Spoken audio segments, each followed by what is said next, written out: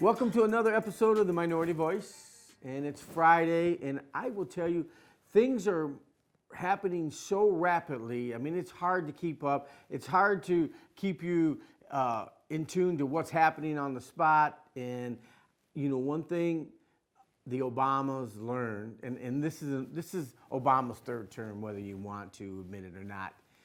Unlike his first two, when he did not move quickly, he lost the opportunity. Well, this time they are moving really quickly and with these executive orders and things of that nature.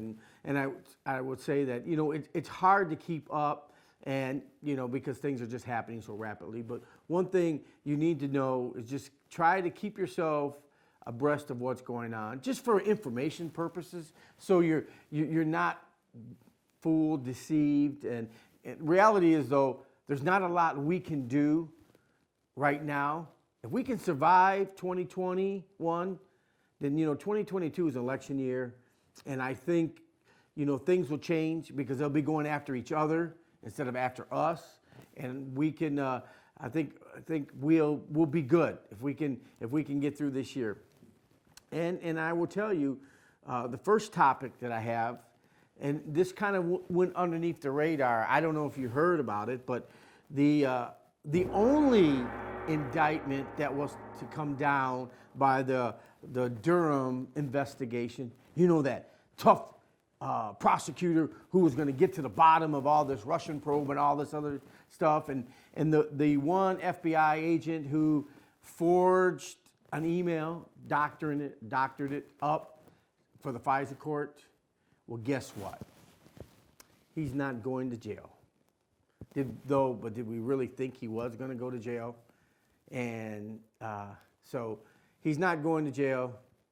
He's got a year's of probation and I think 400 hours of, did I get that right, community service. And, you know, that just goes to show, my friends, you know, there is a deep state. If you're part of it, you'll skate. If you're not, you won't. And thank goodness Trump pardoned and those individuals that were caught up into you know, the deep state stuff. But it was good to see that he did that. But just wanted to give you an update on that, just so you know what happened. Second issue I want to talk about. Let's talk about the cancel culture. And you know, this is where, you know, we can fight back. You know, we don't like to boycott and things like that because that's just not who we are. And I mentioned to you in a previous episode that, you know, we need to learn the tactics of the left in order to defeat them. And, you know, one of the things that we're going to have to learn to do is boycott and protest businesses. And I find it ironic. I don't know if you heard about it, but the Super Bowl, you know, the number one advertisement opportunity of the year is to advertise on the Super Bowl. And the going rate for a Super Bowl ad is in like the $6 million or $5 million. I can't remember which one it is for an ad, 5+ anyways. Well, here's a list of companies that have decided not to. The number one, Budweiser. They've been a mainstay for like 30+ years. Coke, Hyundai, Ford Motor Company, Little Caesars, and others. They've decided to bow out because of this divided culture that we have. You know, they've been laying down for the Black Lives Matter and that whole movement, giving them money. Well, guess what? You know, with Colin Kaepernick kneeling, the Americans have said, we don't go for this. And, you know, the ratings for the Super Bowl, the NFL have been down for the last couple years. People have been very outspoken about it.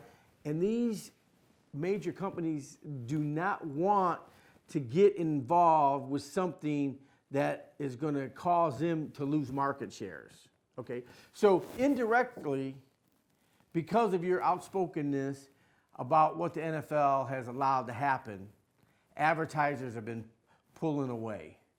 And you know what? You pull away advertisers, you pull away revenue. So it's working, my friends. And one other one I want to talk about, and I want you to look at this video with Katie Couric. And the question is, how are we going to really almost deprogram these people who have signed up for the cult of Trump? Well, she says we need to be reprogrammed. Well, there's a pushback now because she's had an opportunity to host Jeopardy. You know, and Jeopardy, for its viewers, they're conservative audience, and they're not happy. So let me give you a number, because I want you to call Sony and let them know of your displeasure. It's 310-244-4000. Again, that's 310-244-4000.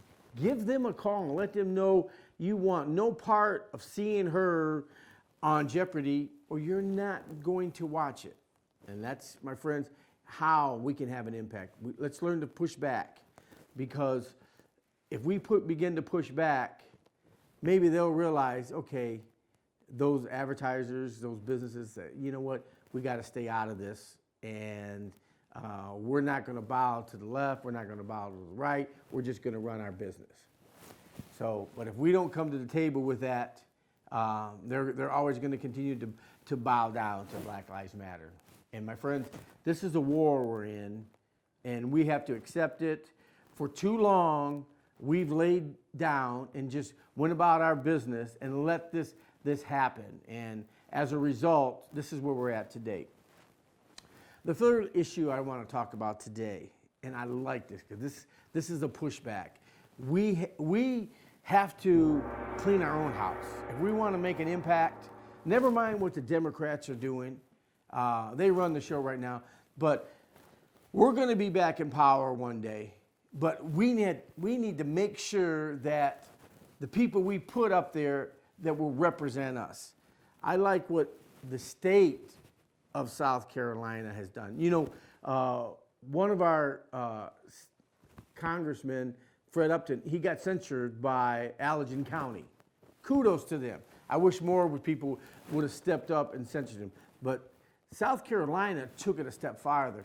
Their state GOP censored one of their congressmen who voted to impeach Trump, Tom Rice. They censored him. I don't think it's going to bode very well for him in 2022. You'll probably definitely see him primaried, and he'll probably lose his seat, which is a good thing. And let me just say, I'm going to call out Michigan. Michigan, where are we at? If we want to turn this state red again, we need to put individuals in place, in power, that are going to be a voice for us. They're going to speak on our behalf. And until we have the cojones to do that, you know, we're going to continue to get men like Fred Upton, Peter Myers, who at any opportunity, they will show their true colors. And believe me, there are many more like those individuals throughout Michigan. And I'm calling on the state GOP to clean house. Let's get this house back in order. Well, I hope you enjoy your weekend. And remember, like this, share this, and follow us on Facebook. And that's the Michigan Conservative Minority. And until next time, Joshua 24:15.